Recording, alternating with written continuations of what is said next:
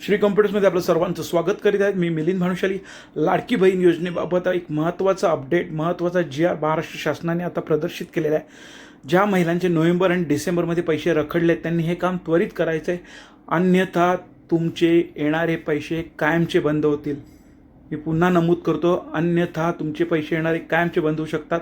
त्यासाठी KYC कशी करायची याबाबत एक महत्त्वाचा GR महाराष्ट्र शासनाने काढला आहे. यामध्ये तुम्हाला आता ऑनलाईन पद्धतीने होण्याची शक्यता खूपच कमी आहे. मोबाईल किंवा वेबसाईटद्वारे ऑनलाईन होण्याची शक्यता खूपच कमी आहे. तर त्यासाठी तुम्हाला काय करावं लागेल याबाबत हा GR आहे. हा व्हिडिओ शेवटपर्यंत बघा.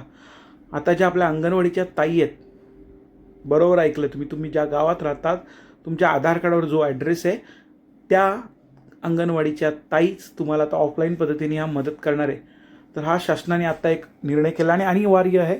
हे तुम्हाला KYC तात्काळ स्वरूपात करायची आहे. काय टाळावं तर ऑनलाईन पोर्टलचा वापर टाळा, याची शक्यता खूपच कमी. आता लाडकी बहीण योजनेबाबत हप्त्यांबाबत महत्त्वाचं स्पष्टीकरण आहे.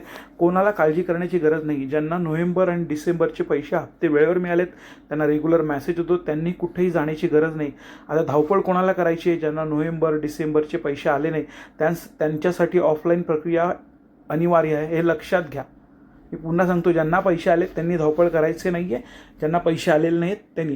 आता तुमचं पेमेंट रखडलं आहे का, तर मग हो, अशांसाठीच हा महत्त्वाचा आहे.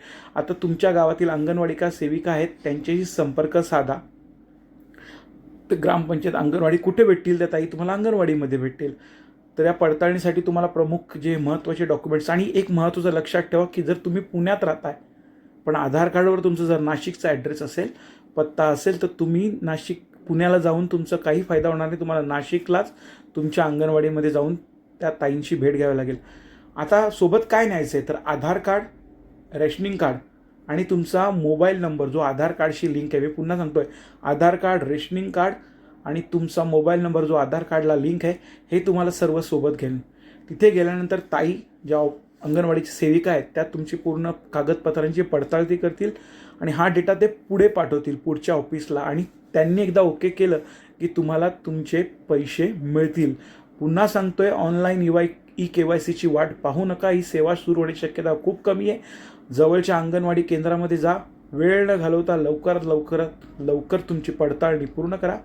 काही अडचण असेल्यास 90 49 10 95 45